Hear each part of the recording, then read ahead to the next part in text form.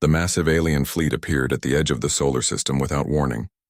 10,000 ships of strange shapes and sizes filled the space around Pluto, their hulls gleaming with metals that Earth scientists had never seen before. Each ship belonged to a different alien race, all united under something called the Galactic Council. Admiral Kyung-ho Park stood on the bridge of the orbital station New Seoul, watching the sensor readings with calm eyes.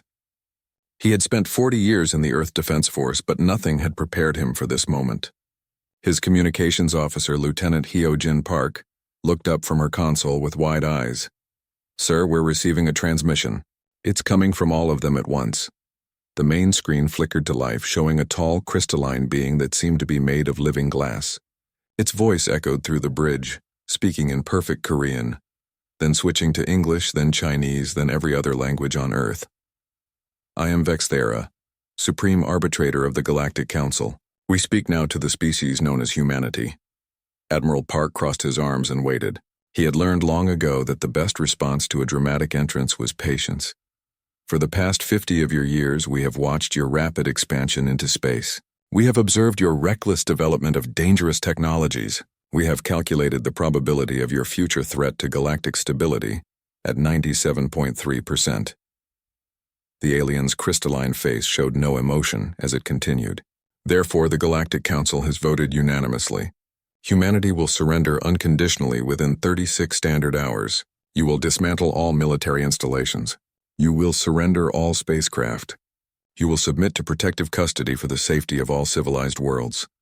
Lieutenant Park looked at her admiral with concern, but Kyung-ho simply raised one eyebrow. The alien was still talking. "This is not a negotiation. This is not a request. This is the judgment of civilizations far older and wiser than yours. You have 36 hours to comply or face the consequences." The transmission ended, leaving the bridge in silence. Admiral Park walked to the viewport and looked out at the alien fleet. Then he turned to his communications officer. "Patch me through to Earth. President Kim needs to hear this."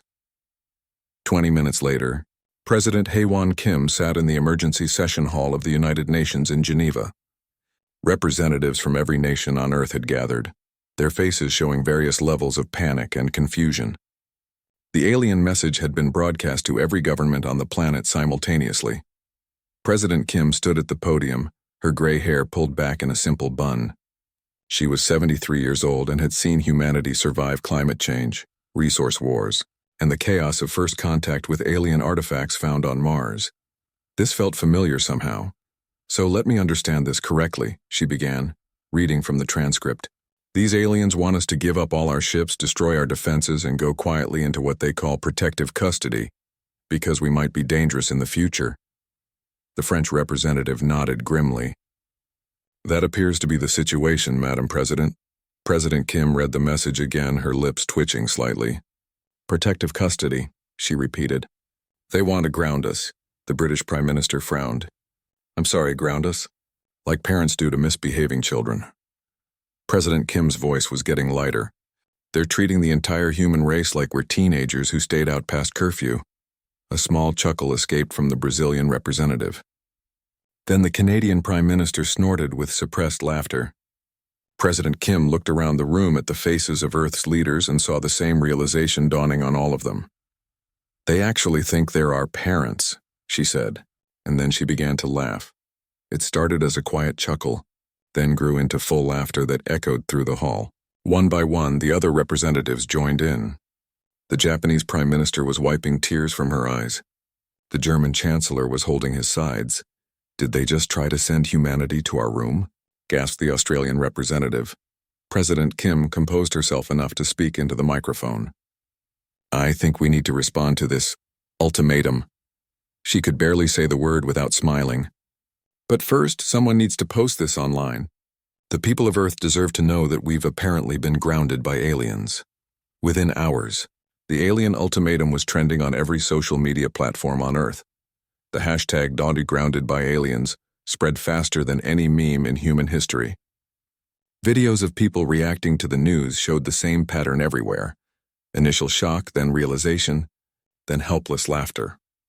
A comedian in Seoul posted a video of himself reading the ultimatum in the voice of a stern parent. "Humanity, you are in big trouble, young man. Go to your solar system and think about what you've done. A teenager in Mumbai created a remix of the alien message set to dance music. With the beat dropping every time, Vixthara said protective custody. A group of university students in London made a parody video showing humans as rebellious teenagers sneaking out of the house to explore space, with their alien parents discovering they had broken curfew. Back on the new Sol station, Admiral Park watched the human response with fascination. His tactical officer, Commander Boram Park, shook her head in amazement. "Sir, Earth's internet has basically turned this into the biggest joke of the century." Are we really not taking this seriously? Admiral Park considered the question. Through the viewport, he could see the alien fleet maintaining their position, waiting for humanity's response. 10,000 ships representing technologies and weapons beyond human understanding. Any rational species would be terrified. "Commander, what do you think those aliens expected us to do? Surrender immediately or panic and attack them, sir. And what are we doing instead?" Commander Park looked at her tablet, scrolling through the flood of human creativity responding to the ultimatum. "We're making fun of them." "Exactly. And do you know why?" The commander thought for a moment. "Because they talk to us like we were children?" Admiral Park nodded. "Humans have a very specific response to being treated like children by strangers. We don't get scared. We don't get angry. We get annoyed. And when humans are annoyed, we make jokes." On Earth, President Kim prepared for her official response. The alien ultimatum had given humanity 36 hours, and she had decided to use every minute of it. Not because Earth needed time to surrender, but because the longer she waited, the more ridiculous the whole situation became. Her communications director showed her the latest meme. A picture of the alien fleet with the caption, "When your cosmic parents find out you've been using faster-than-light travel without permission." President Kim smiled. Sometimes the best response to a threat was to refuse to take it seriously, and if there was one thing humans were good at, it was refusing to take authority seriously when that authority hadn't earned their respect. She looked out the window at the night sky, knowing that somewhere out there, 10,000 alien ships were waiting for her response. They wanted to treat humanity like misbehaving children. She was about to show them what human children do when adults they don't know try to boss them around.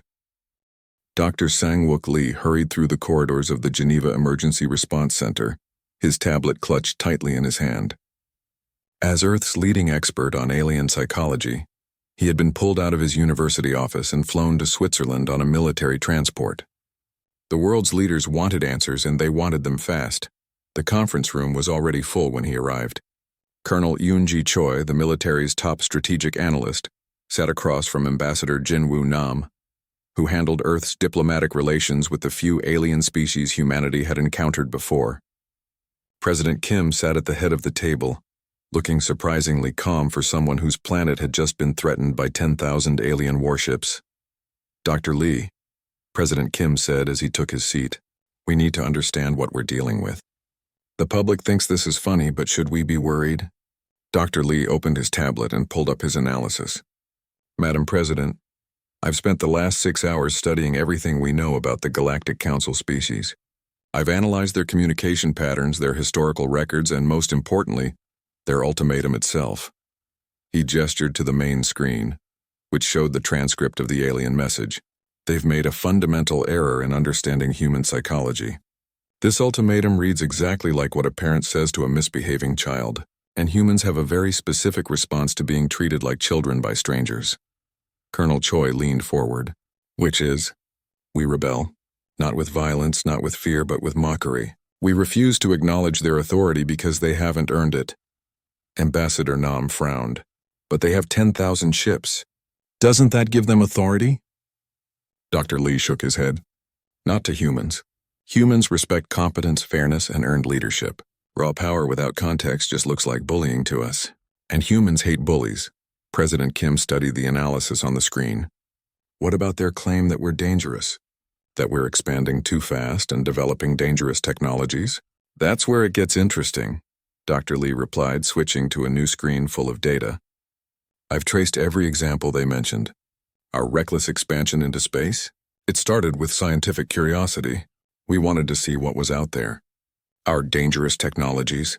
Most of them were developed to solve problems here on Earth or to explore space safely. The screen showed humanity's expansion path through the solar system, then beyond to nearby star systems. Each colony, each research station, each exploration mission was marked with its original purpose. "Look at this," Dr. Lee continued. "The Kepler 442 colony was established to study exoplanet atmospheres. The Proxima Centauri research station was built to test long-range communication systems. The deep space exploration fleets weren't sent out to conquer territory. They were sent out because we wanted to answer the question, what's out there?" Colonel Choi studied the data. "So we're not actually the aggressive, dangerous species they think we are." "Oh, we're dangerous," Dr. Lee said with a slight smile. "But not in the way they think. We're dangerous because we're unpredictable. Every other species in the galaxy apparently asked permission before developing faster-than-light travel. We just figured it out and started using it." A new voice joined the conversation from the room's communication system. It was Captain So-Young Kang, commander of the deep space exploration vessel Busan Navigator, speaking from somewhere beyond the edge of the galaxy. "Dr. Lee, this is Captain Kang. I've been listening to your briefing from out here in the void. You're absolutely right about our motivations. We didn't know there were boundaries when we pushed past what the Council considers safe space. We just wanted to see what was on the other side." President Kim leaned toward the microphone. "Captain, what did you find out there?" "Empty space, mostly. Some interesting stellar phenomena, a few dead worlds with ancient ruins. Nothing threatening. But apparently the Council has had these invisible boundary lines for centuries, and we crossed them without even knowing they existed." Ambassador Nam looked troubled. "So we've been violating their laws without knowing it?" "No," said a new voice from the doorway. Yuna Seo, Earth's top cyber intelligence specialist, entered the room carrying a secure tablet. "We've been violating their assumptions." She connected her tablet to the room's display system. "I've been monitoring the Council's communications. They're not encrypted very well. They've never had to worry about species that could hack their systems before." The screen filled with alien text, which the translation system quickly converted to English. "This is from their internal intelligence briefings. They're not actually worried about us conquering the galaxy. They're worried about us disrupting it." Dr. Lee read through the translated documents, his eyes widening. "They call us the ungoverned species.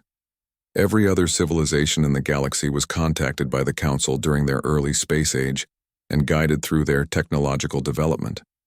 We developed everything independently." Colonel Choi stood up and paced to the window. "So we're the first species in galactic history that they didn't help raise." "Exactly. And that terrifies them. They don't know how to predict what we'll do next because we don't follow any of their established patterns." President Kim was quiet for a moment, processing this information. "So from their perspective, we're not just dangerous. We're incomprehensible. Yes, but there's more." Yuna switched to another document. "They're also fascinated by us. Half of their internal communications are debates about whether to destroy us or study us. Some of their scientists want to understand how we developed so quickly without guidance." Fleet Admiral Dong Hyun-jang's voice came through the communication system from the orbital defense platforms. "This is Admiral Jang. I've been coordinating with all our fleet commanders, and I have to say the tactical situation is interesting." "How so, Admiral?" President Kim asked. "Well, Madam President, they have more ships than us, but their formation is purely for intimidation. They're positioned like they expect us to either surrender immediately or launch a desperate suicidal attack. They're not prepared for any other response." Dr. Lee nodded. "That fits the psychological profile. They've done this 47 times before with other species. Every previous first contact followed the same pattern. The Council shows up, demonstrates their power, and the new species either submits or fights and loses.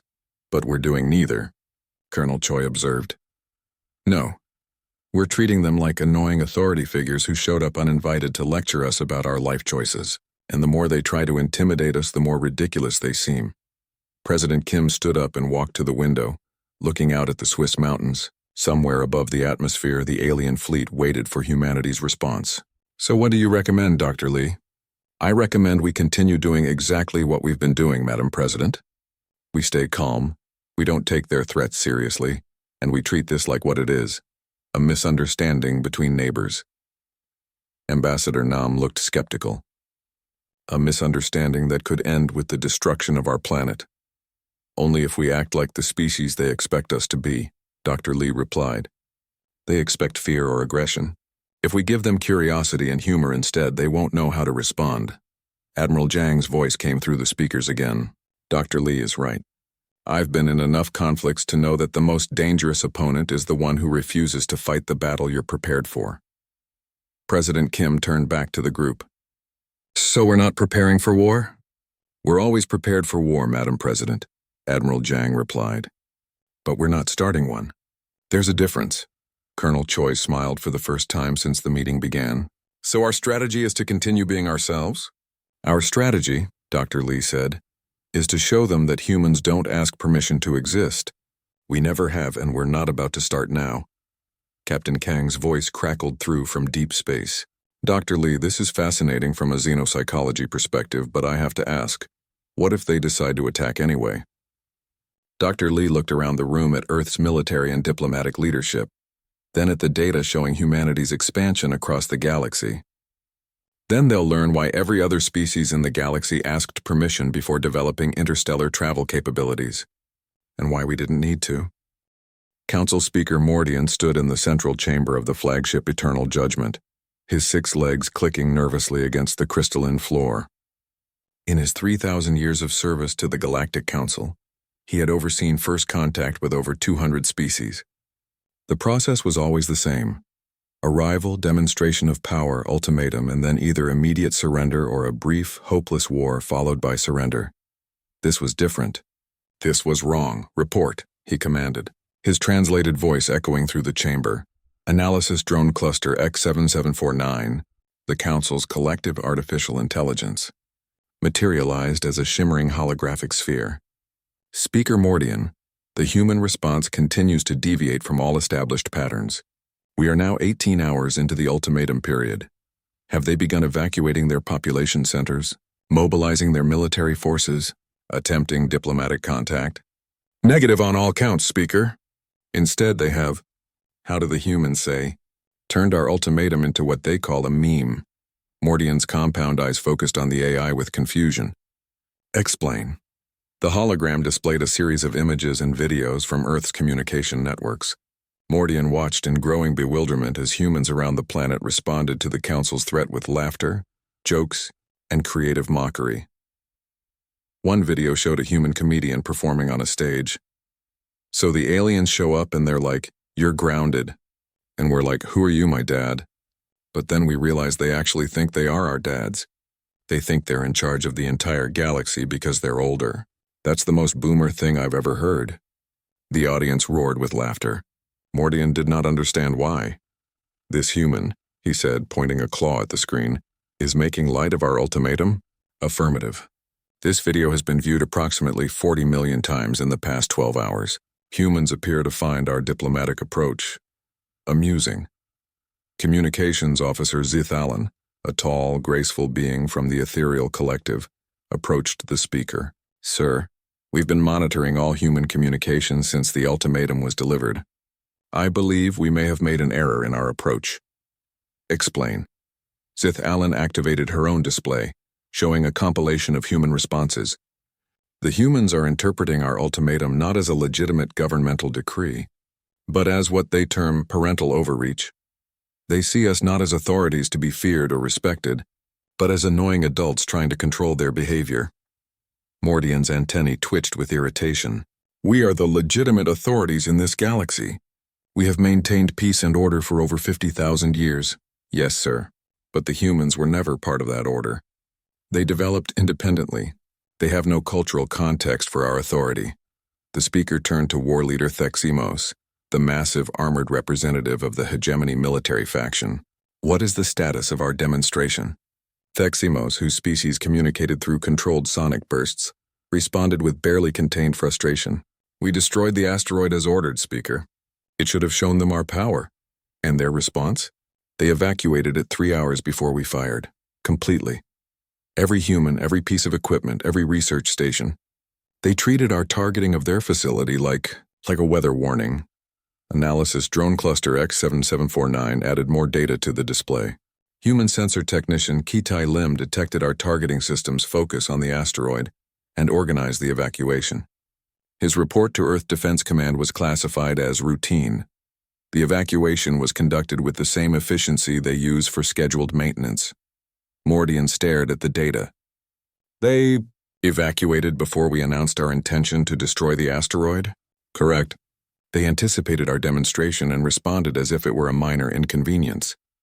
War Leader Theximos rumbled with unease. Speaker, this level of casual competence suggests either complete confidence in their abilities or complete ignorance of the threat we represent. Which do you believe it is? I believe, Speaker, that we are dealing with a species that sees no meaningful difference between the two possibilities. Zithalan pulled up another series of human communications. Sir, you should see this analysis from one of their xenobiologists, Dr. Jae-hoon Shin of the Seoul Institute for Xenobiological Studies. The translation system rendered the human scientist's words. The Galactic Council species all share certain characteristics. They are all significantly older civilizations than humanity. They have all been part of an established galactic order for millennia. Most importantly, they have all forgotten what it means to be young, curious, and willing to take risks. Dr. Shin continued. They see our behavior as reckless because they have become institutionally risk-averse. We represent everything they have trained themselves not to be. To them, we are not just aliens. We are their own discarded youth reflected back at them. The chamber fell silent except for the hum of the ship's systems. Finally, Mordian spoke. This human scientist believes he understands us. He believes, said Analysis Drone Cluster X7749, that you understand yourselves, but that you have forgotten what it was like to be otherwise. War Leader Theximos activated his personal communicator. Speaker, I am receiving reports from our scouts throughout human space. Every human colony, research station, and military installation is operating normally. They are not mobilizing for war. They are not preparing for evacuation. They are continuing their daily routines, as if we are not here, as if we are not a threat. Communications Officer Zithalan looked up from her console with a troubled expression. Speaker, I am receiving thousands of communication attempts from individual humans. They want to talk to us. Talk? Yes, sir. They have questions about our cultures, our histories, our technologies. One human research group has prepared what they call welcome packages for all 47 council species, containing information about human culture and requests for cultural exchange. Mordian's compound eyes shifted through the spectrum of confusion. They want to exchange cultures? We have threatened them with extinction.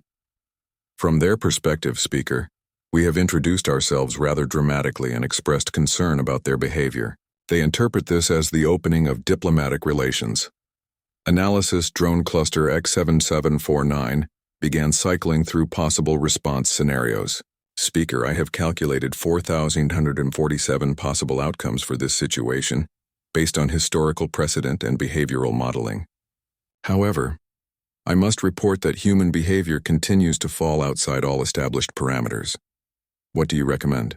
I recommend, said a new voice from the chamber entrance, that we reconsider our approach entirely. The assembled council representatives turned to see Keeper Veltheros, the ancient being who served as the council's historian and advisor on unprecedented situations.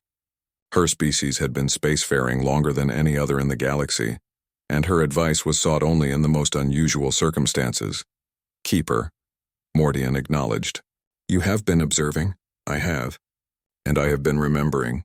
There was a time, Speaker, when my own people were young and reckless, when we pushed boundaries and asked uncomfortable questions, when we developed technologies without asking permission and explored space because we were curious about what we might find. She moved slowly to the center of the chamber, her ancient form commanding respect from all present. Do you know what happened to species like that, Speaker? They were guided, civilized, brought into the galactic order. Yes, and in the process they forgot what it felt like to discover something new. They forgot the joy of taking risks. They forgot what it meant to be young. Keeper Veltharos activated the chamber's main display, showing the current positions of all council ships. We have forgotten, Mordian, that civilization is not an end state. It is a continuous process. And sometimes that process requires new energy, new ideas, new ways of thinking. War Leader Theximos rumbled uneasily. You suggest we are wrong to try to contain them? I suggest, the Keeper replied, that we may be wrong to assume containment is possible, or even desirable. The chamber fell silent as the implications of her words settled over the assembled representatives. Outside the viewports, the rest of the council fleet maintained their positions, waiting for orders that their leadership was no longer certain how to give. With 18 hours remaining in their ultimatum, the Galactic Council made a decision that would change everything. If humanity was truly as dangerous as their computational models suggested, they needed to know. If humans were genuinely as confident as they appeared, that confidence needed to be tested. War leader Theximos received his orders with a mixture of anticipation and unease. His heavy cruiser Crimson Talon was to approach Earth alone, conduct what the Council termed aggressive reconnaissance of human military installations, and provoke some kind of response that would reveal humanity's true capabilities. As his ship broke away from the main Council fleet and began its approach to Earth's moon, Theximos expected to trigger humanity's hidden defenses, or perhaps force them into a desperate first strike that would justify the Council's actions. What he found instead was Dr. Eugene Bayek waiting for him in a small research vessel at the lunar L4 point. Unknown Council vessel, came the transmission in perfect hegemony battle language. This is Dr. Eugene Bayek of the Seoul Xenobiological Research Institute. We've been expecting you. Would you like to come aboard for tea? Theximos stared at his communications console in confusion.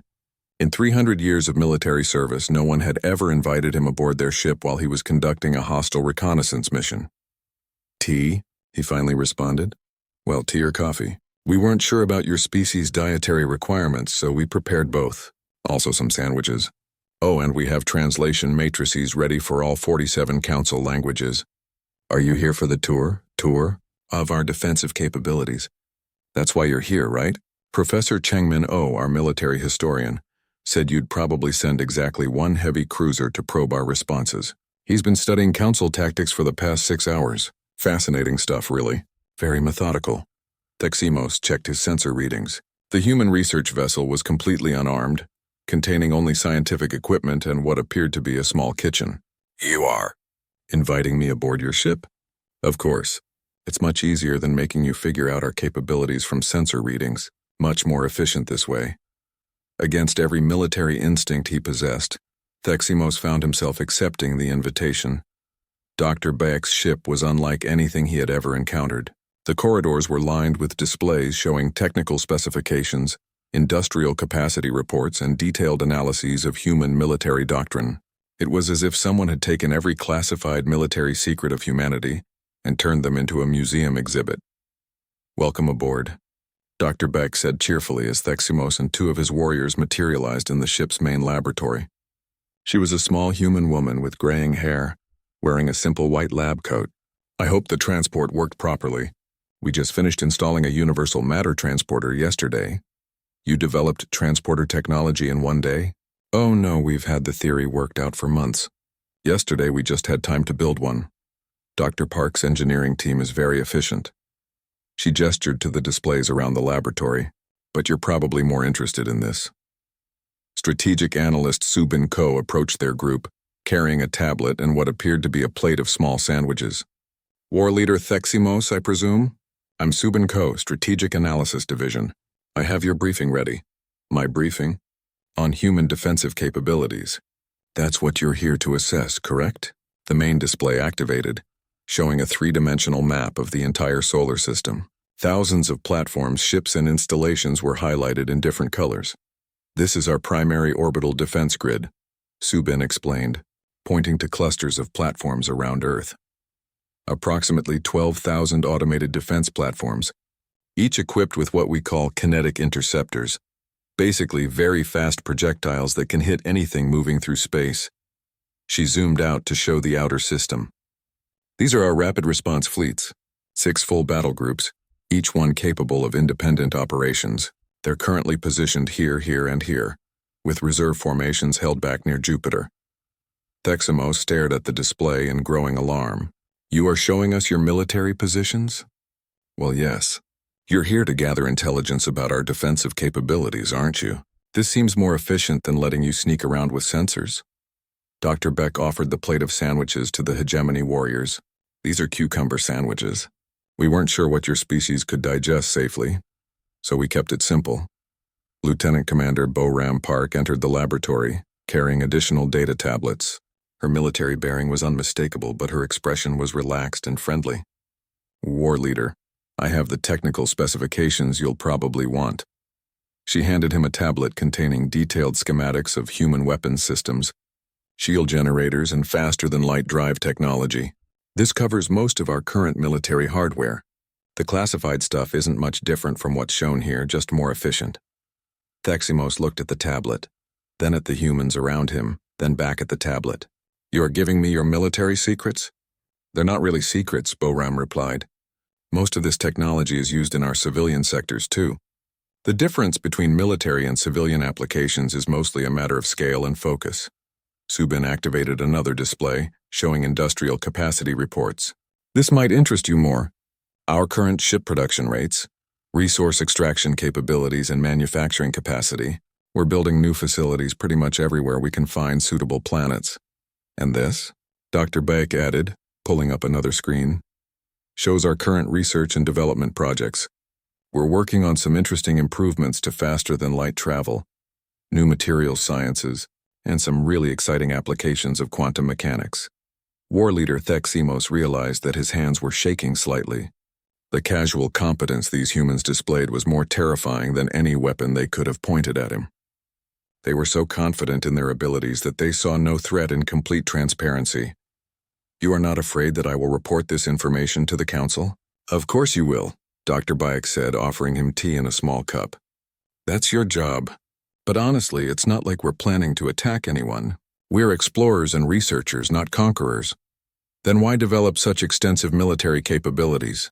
Lieutenant Commander Bo-Ram looked surprised by the question. Because space is dangerous and there are apparently a lot of species out there we haven't met yet. It seemed prudent to be prepared. Prepared for what? For whatever we might encounter. Including apparently ultimatums from galactic governments we didn't know existed. Subin pulled up one final display. This is probably the most important thing for your report, War Leader. Our strategic doctrine. The screen showed a simple flowchart that made Theximos' blood run cold with its implications. Step 1. Attempt diplomatic communication. Step 2. If diplomacy fails, attempt to understand the source of conflict. Step 3. If understanding fails, attempt to find mutually beneficial solutions. Step 4. If cooperation fails, remove the threat. Step 4 is rather vague, Theximos observed. Bo-Ram shrugged. We're hoping we never have to find out what it means in practice. Humans prefer to solve problems with conversation and creativity. But if something genuinely threatens our survival... She left the sentence unfinished. Dr. Beck checked her chronometer. War Leader, you're welcome to stay longer, but I believe your superiors are expecting a report. Unless you have more questions? Theximos looked around the laboratory one more time, taking in the casual display of technological capability, industrial capacity, and strategic thinking that any military analyst would recognize as the foundation of a truly formidable civilization. Just one question. Why are you showing us all of this? Why the transparency? Dr. Beck smiled. Because, War Leader, we're hoping that when you report back to the Council, you'll be able to help them understand that we're not actually a threat to galactic stability. We're just new neighbors who are still learning the local customs, and if the Council decides to attack anyway, the smile faded from Dr. Bayek's face, replaced by an expression of calm certainty that was somehow more unsettling than any threat could have been. Then they'll discover why we didn't ask permission before developing interstellar travel capabilities, and why perhaps they should have asked us a few questions before making assumptions about what we're capable of. As Theximos transported back to his ship, he realized that he had been given the most comprehensive intelligence briefing of his career, and he also realized that it had been given to him by people who were genuinely hoping he would never need to use it against them. With 6 hours remaining in the ultimatum, the Galactic Council convened an emergency session aboard their flagship. The data from War Leader Theximos had shattered every assumption they had made about humanity, and the Council's leadership found themselves in completely uncharted territory. Supreme Arbitrator. Vexthara's crystalline form flickered with patterns of uncertainty as she addressed the assembly. Council members, we face an unprecedented situation.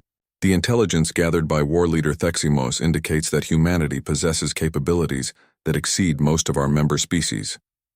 Council Speaker Mordian's antennae twitched with agitation. More concerning is their attitude, Supreme Arbitrator. They are not afraid of us. They are not angry with us. According to cultural analyst Zithalan's report, they find us amusing. Zithalan stepped forward, her ethereal form shimmering with embarrassment. Supreme Arbitrator, I have been monitoring human communications networks continuously since the ultimatum was delivered. The humans are not treating this as a life-or-death situation. They are treating it as entertainment. The main display activated, showing a compilation of human responses from the past 30 hours. Social media posts, news commentary, comedy shows, and artistic interpretations of the Council's ultimatum filled the screen. This video, Zithalan continued, has been viewed by approximately 200 million humans. It shows their president laughing at our ultimatum and calling it cosmic parenting. War leader Theximos rumbled with unease. Supreme Arbitrator, I must report that the humans I encountered were completely confident in their ability to resist our forces. Not defiant, confident. They see no meaningful threat in our presence. Explain.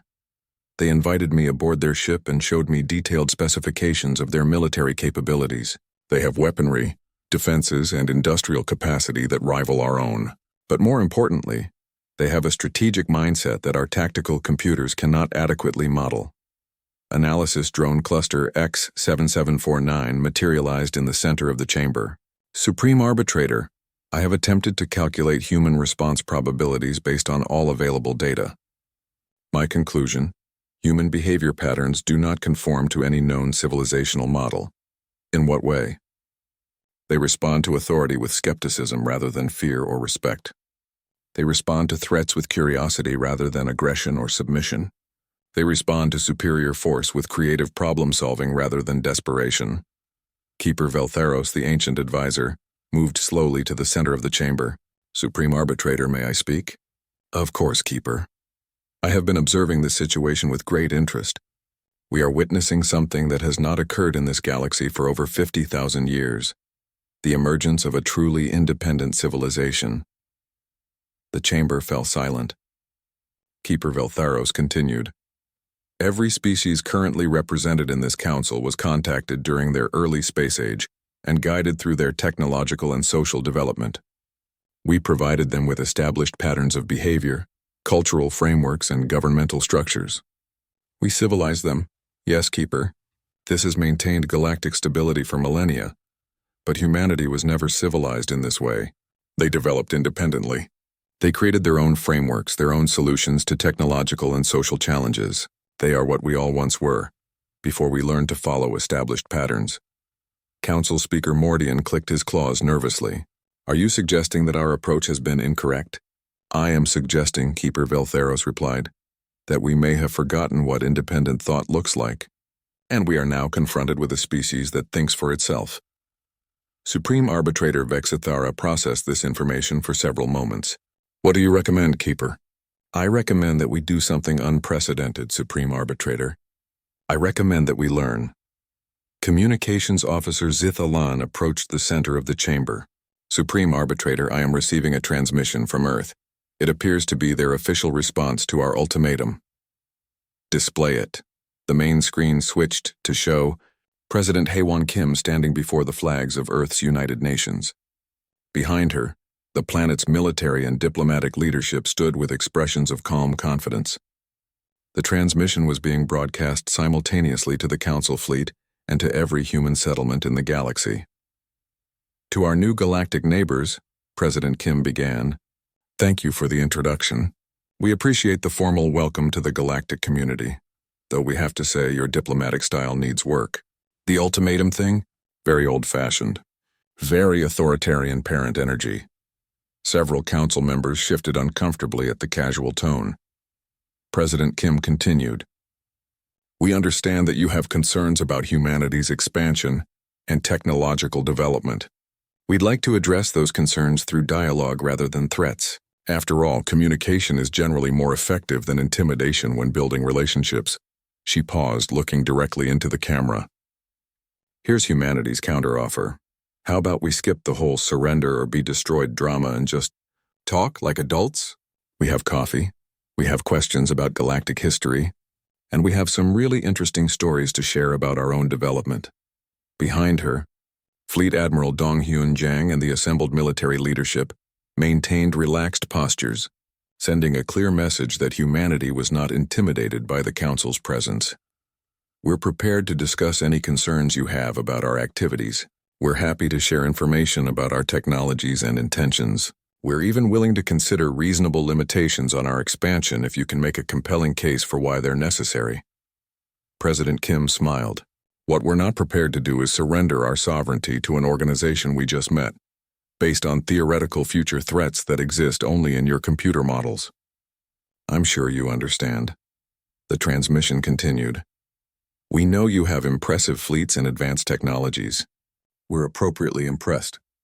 But we also have impressive capabilities of our own. And more importantly, we have something you seem to have forgotten: the willingness to take risks in pursuit of knowledge and growth. Communications Officer Hyo-jin Park stepped forward in the transmission.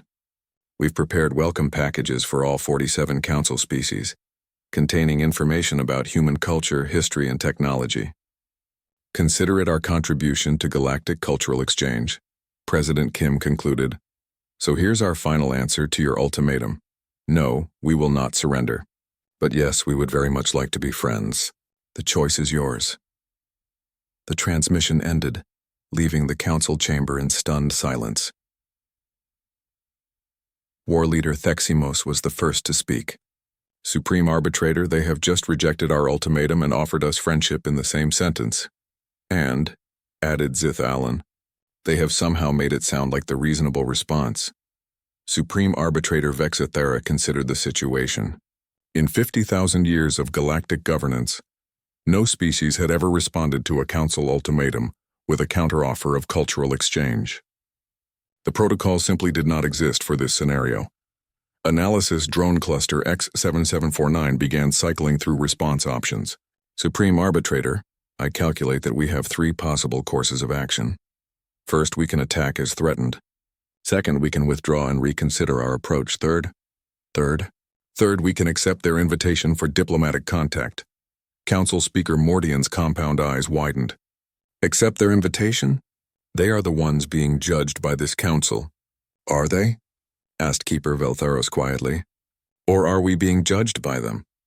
The chamber fell silent as the implications of her question settled over the assembled representatives. Finally, Supreme Arbitrator Vexthera spoke. Communications Officer Zithalan, prepare a response to the humans. What shall I tell them, Supreme Arbitrator? Vexthera's crystalline form shifted through patterns of uncertainty, then resolved into something resembling determination. Tell them that the Galactic Council accepts their invitation for diplomatic talks. The response was transmitted within minutes. On Earth, Communications Officer Hyo-jin Park received the message with barely concealed satisfaction. Excellent, she replied immediately. We'll have the coffee ready. Oh, and Dr. Lee's xenobiology team has been working overtime on those welcome packages. We think you'll find them very informative. 6 months later, Ambassador Jinwoo Nam filed his regular report to the United Nations. The Galactic Council, it turned out, had grown so institutionally rigid over millennia of unopposed authority that they had forgotten how to adapt to new situations.